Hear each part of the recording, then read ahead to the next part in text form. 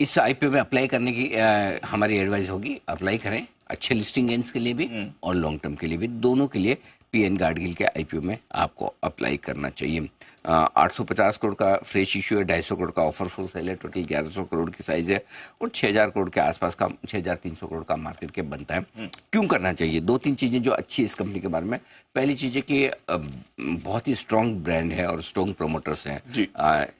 इनका बैकग्राउंड पिछले जनरेशन्स का है जिस बिजनेस में, तो इस बिजनेस को बहुत अच्छे तरीके से समझते हैं और बड़ा ट्रस्टेड नाम है।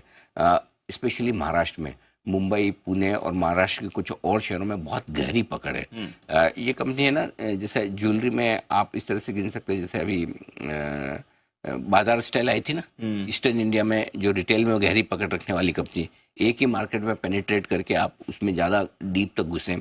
पीएन गाडगिल उसी तरह की कंपनी जिन्होंने महाराष्ट्र में अपनी बड़ी स्ट्रॉन्ग पहचान बनाई है और बड़ा ट्रस्ट हासिल किया। तो ये है महाराष्ट्र में second largest organise retail chain है और फास्टेस्ट ग्रोइंग भी है, उस लिहाज से एक अच्छी पकड़ है।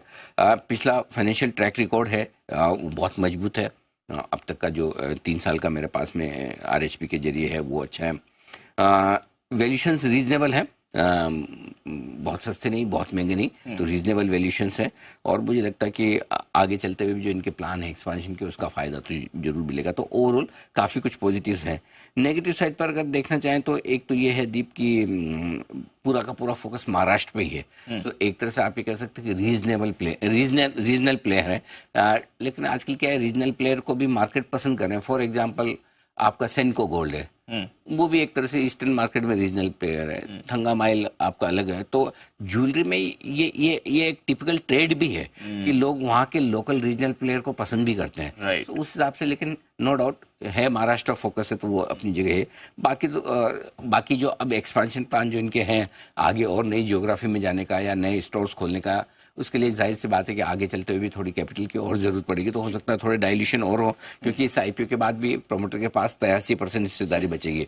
तो 7-8% के डाइल्यूशन की जगह उन्होंने रखी भी, आगे चलते हुए करेगी, वो एक तरह से अच्छी बात भी है। तो मुझे लगता है कि पॉजिटिव्स काफ़ी ज़्यादा हैं और पैसा आपका थोड़ा लिस्टिंग पे भी बन सकता है और लॉन्ग टर्म के लिए भी एक अच्छा प्लेयर है। ऐसे इस आईपीओ में आप अप्लाई कर सकते हैं। 200 साल पुराना ब्रांड है। 200 साल बहुत बड़ी बात है।